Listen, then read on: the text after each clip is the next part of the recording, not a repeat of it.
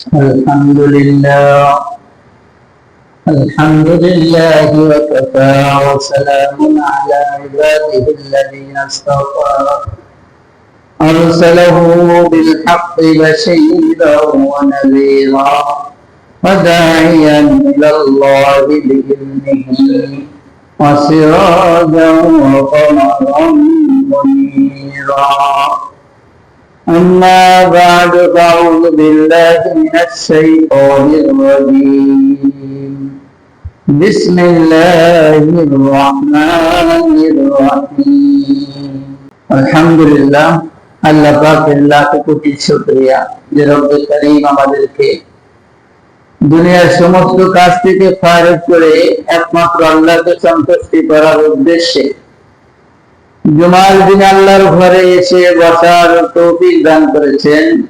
এই জন্য সেই মহান মালিকের দরবারে দিল থেকে শুকরিয়া জানাই, সকলে বলি আলহামদুলিল্লাহ। দুই ঘাড়ে দুই ফেরেশতা নির্ধারণ করে দিয়েছেন, আমাদের দুই ঘাড়ের মধ্যে আল্লাহ নিযুক্ত করে দিয়েছেন কিরামান কাতিবিনা ইয়ালামুনা মা তাফআলুন। দুই ঘাড়ে দুই ফেরেশতা নিযুক্ত করা রয়েছে, একজনে আমাদের নেকি লিখতেছেন আর একজনে বদ কাজ, যে সমস্ত খারাপ কাজ রয়েছে এই সমস্ত লিখতেছেন। এই দুই ফেরেশতা সেদিন আল্লাহর দরবারে যা যা লিখতেছেন সময় উল্লেখ করে সব কিছু সেদিন আল্লাহর দরবারে পেশ করে দিবে। কত সিআইডি তথ্য, কত গোপন তথ্য, 600 বছর আগের তথ্য সিআইডিদের কাছে এখনো রয়েছে, হেফাজত রয়েছে। কত আগের জিনিস ভিডিও এখন দেখা যায়। মানুষের তৈরি করা জিনিস যদি এখনো প্রযুক্তি যখন এভাবে আমাদেরকে দেখাচ্ছে যে ভিডিও করে কত শত শত বছর আগের জিনিস এখন কেমন যেন এই মাত্র ঘটতেছে, এরকম ভাবে দেখাচ্ছে, ঠিক না বেঠিক? মানুষের প্রযুক্তি যদি এত কিছু করতে পারে, যে মানুষকে মহান মালিক সৃষ্টি করেছেন তার প্রযুক্তি কত কঠিন, তার প্রযুক্তি কত মহান, সেই প্রযুক্তির কথা আমাদের ব্রেন দিয়ে আমরা চিন্তা করেও কখনো কল্পনা করতে পারবো না। তার প্রযুক্তি কত নিপুণ, তার প্রযুক্তি কত সুন্দর, তার সেই প্রযুক্তি ফেরেশতা সেদিন পেশ করে দিবে। পেশ করার পরে ফেরেশতারা আল্লাহর কাছে বলবে, আল্লাহ, যে আমরা এভাবে যখন যেটা করেছে সব কিছুতে আমরা এভাবে উঠায় রেখেছি, যখন তার সামনে যখন পেশ করা হবে তখন সে বলবে লা ইউগাদিরু সগীরাতান ওয়ালা কাবীরাতান ইল্লা আহসাহা। সে বলবে, হায় আফসোস, কোন ছোট বড় কোন একটাকেও তো ছেড়ে দেয় না, আমার সব অপরাধ তো রেকর্ড হয়ে রয়েছে, সব অপরাধ আমার লিপিবদ্ধ হয়ে রয়েছে দপ্তরের মধ্যে, খাতার মধ্যে সব পেশ করা হবে। সে দেখে সেদিন অবাক হয়ে বলবে যে এই ছোট ছোট অপরাধ মনে করেছিলাম এটা কোনো অপরাধই না, তো সেগুলোও তো লেখা, সেগুলো কি লেখা।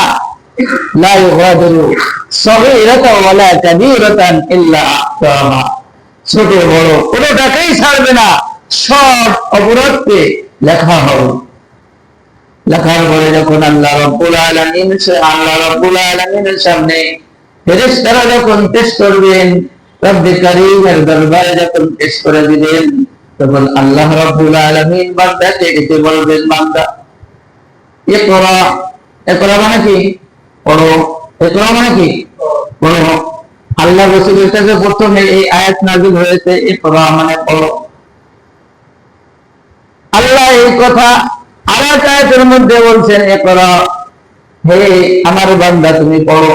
কিতাবাকা, তোমার আমলনামা। কিতাবাকা মানে কি? তোমার আমলনামা তুমি পড়ো। কাফা বিনাফসিকাল ইয়াউমা আলাইকা হাসিবা। তুমি তোমার আমলনামা তুমি নিজেই পড়ো। আজকের দিনে হিসাব নিকাশের জন্য আমি আল্লাহর কোনো প্রয়োজন হবে না, তোমার হিসাব নিকাশ মিলানোর জন্য তুমিই যথেষ্ট হয়ে যাবে।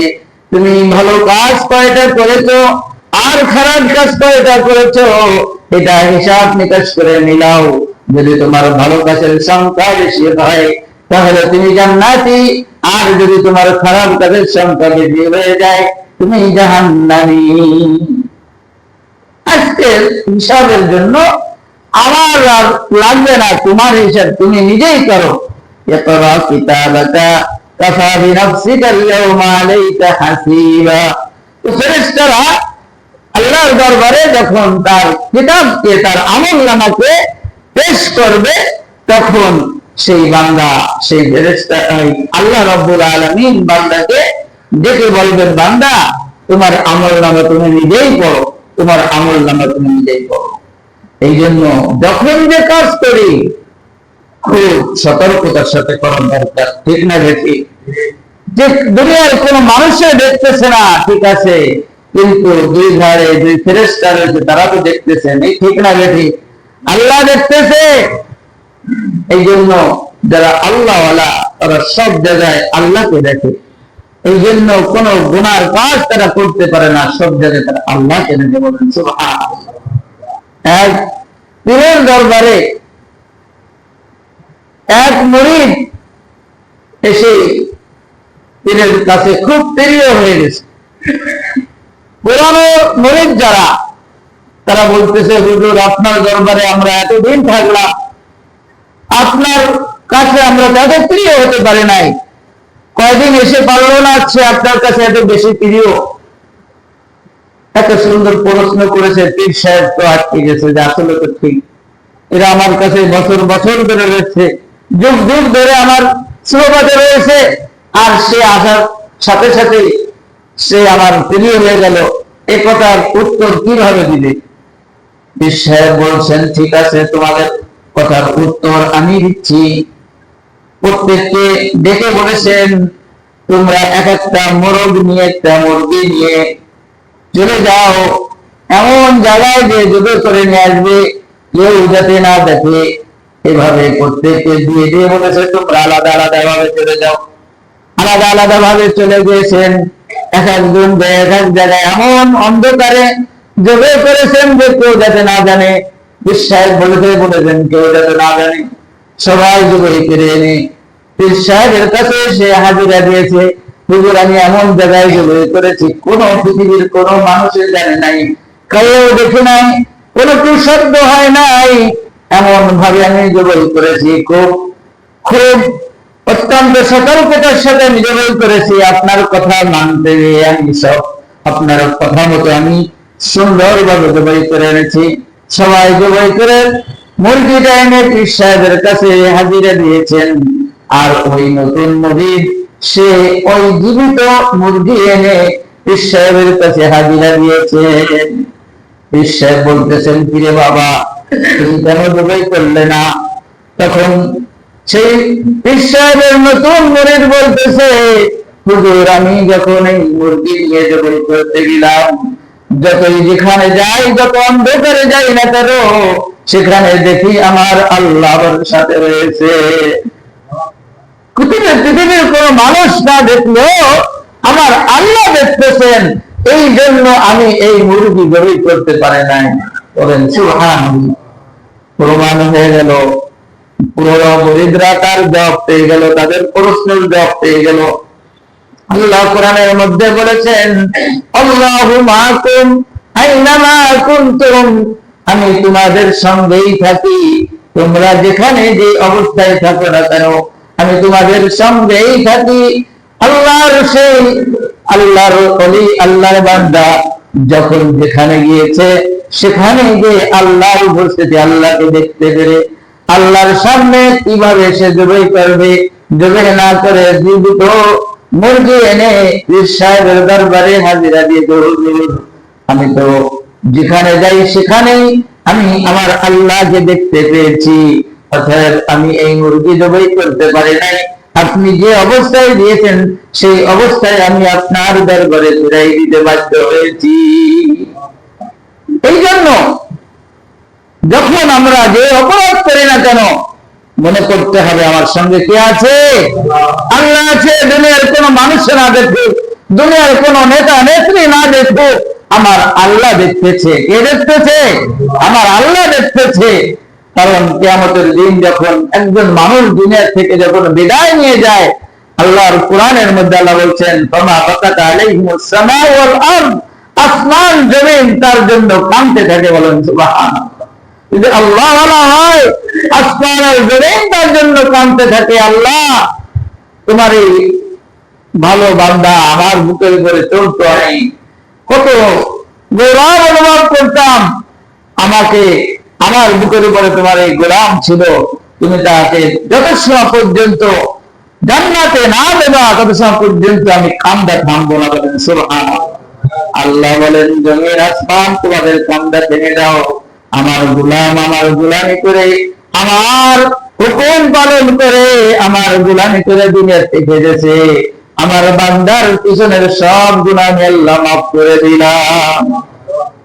এই জন্য প্রত্যেকটা মানুষের যে অপরাধ হবে, সেই অপরাধের জন্য আল্লাহ একটা নয়, দুটো নয়, 4টে 5টা প্রমাণ সেট করে রেখেছেন। তার অঙ্গ প্রত্যঙ্গ তার বিরুদ্ধে সাক্ষী দিবে, তার জবান তার বিরুদ্ধে সাক্ষী দিবে, এবং তার সমস্ত জমিন তার বিরুদ্ধে সাক্ষী দিবে, তার আমল নামার যে দফতর আছে তার বিরুদ্ধে সাক্ষী দিবে। 2 ফেরেশতা যে আমাদের কাঁধে রয়েছে, ফেরেশতারা সাক্ষী দিবে। কিভাবে ছাড়াবেন বলেন? ঝাড়ানোর কোনো সুযোগ আছে? এই জন্য ভাই আমার, দোস্ত আমার, যা কিছু দুনিয়ার মধ্যে করি, দুনিয়ার সামান্য জিন্দেগি, দুনিয়ার সামান্য জিন্দেগিকে আমরা শান্তি করার জন্য এই অপরাধের মধ্যে আমরা লিপ্ত হয়ে যাই। আর অন্যায় অপরাধ করে মানুষের হক নষ্ট করি, মানুষকে ঠকাই। দুনিয়ার কেউ না জানলেও একজন জানে, তার নাম কি? দুনিয়ায় কোন মানুষের না জানলেও একজন জানে, তার নাম কি? আল্লাহ তিনি জানেন।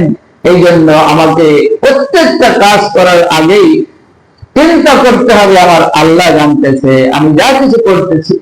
এই জন্য একজন মুমিন যা গুণ হবে, যে সে কোনো অন্যায় করতে পারবে না, তার আল্লাহকে তার সাথে সব সময়ের জন্য মনে করবে আমার আল্লাহ আমার সাথে আছে। ঠিক না বেশি? যদি এইভাবে আমরা চলতে পারি, তাহলে নামাজে আমাদের কি হবে না, নামাজের মধ্যে ত্রুটি হবে না। নামাজে কত দ্রুত নামাজ পড়ে যাওয়া যায়, এই জন্য আমরা ব্যস্ত হয়ে যাই না।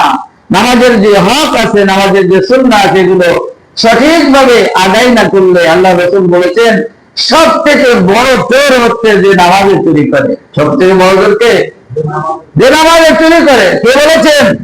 আল্লাহ রাসূল বলেছেন যে সব থেকে বড় চোর হচ্ছে যে নামাজ চুরি। নামাজ চুরি কি? যে নামাজের চুরি হচ্ছে যে জায়গায় যেভাবে আদায় করা দরকার সেভাবে আদায় না করে দ্রুত আদায় করা, কোন বেশি আদায় করে এভাবে সে নামাজকে নষ্ট করে ফেললো, অথবা নামাজে যেভাবে পড়ার দরকার সেভাবে পড়লো না, এটা নামাজের চোর বলা হয়। এই জন্য আমরা নামাজে দাঁড়ালে মনে করবো আমার সঙ্গে কে আছেন? আল্লাহ আছেন। নামাজে আমার সঙ্গে আল্লাহ আছেন, আমার খাওয়ার সময় আমার সঙ্গে আল্লাহ আছেন, আমার গোসলের সময় আমার সঙ্গে আল্লাহ আছেন, আমার শয়নের সময় আমার সঙ্গে আল্লাহ আছেন, আমার ব্যবসার সময় আমার সঙ্গে আল্লাহ আছেন, আমার চাকরির সময় আমার সঙ্গে আমার আল্লাহ আছেন। এইভাবে যদি আমি চাকরি করে অফিসে যাই, ঘুষের টাকা আর টেবিলের তল দিয়ে ধরার ক্ষমতা আমার থাকবে না। ঠিক না বেশি? ঘুষের টাকা টেবিলের তল দিয়ে আর ধরার সাহস আমার থাকবে না, কারণ আমার আল্লাহ দেখতেছেন। এই ঘুষের টাকার হিসাব আল্লাহর কাছে দিয়ে লাগবে যে লাগবে না বলেন? এই জন্য ভাইরা, আমরা যে কাজগুলো করতেছি, আমাদের প্রত্যেকটা কাজ আল্লাহ রাব্বুল আলামিন এভাবে প্রমাণ হিসেবে আল্লাহ রাব্বুল আলামিনের দরবারে আল্লাহ রেকর্ড করে রেখে দিচ্ছেন। এই জন্য আমরা আমাদের ভবিষ্যৎ জিন্দেগি, আমরা যে অন্যায় অপরাধের মধ্যে লিপ্ত আছি, অনেকে জানি, অনেকে জানি না, অনেকে একমাত্র আমি নিজেই যা করতেছি, তাছাড়া আর কোন পৃথিবীর মানুষে জানে না। আমার নিজের অন্যায়ের কথা আমি নিজেই জানি। এভাবে আমরা নিজেরা নিজেদের অন্যায়কে ছেড়ে দিয়ে জাহান্নাম থেকে মুক্তি পেয়ে একজন জান্নাতি মানুষ হতে পারে। আল্লাহ রাব্বুল আলামিন আমাদের সকলকে সেই তৌফিক দান করুন। আখিরু দাওয়ানা আলহামদুলিল্লাহি রাব্বিল আলামিন। আসসালামু আলাইকুম ওয়া রাহমাতুল্লাহি ওয়া বারাকাতুহু।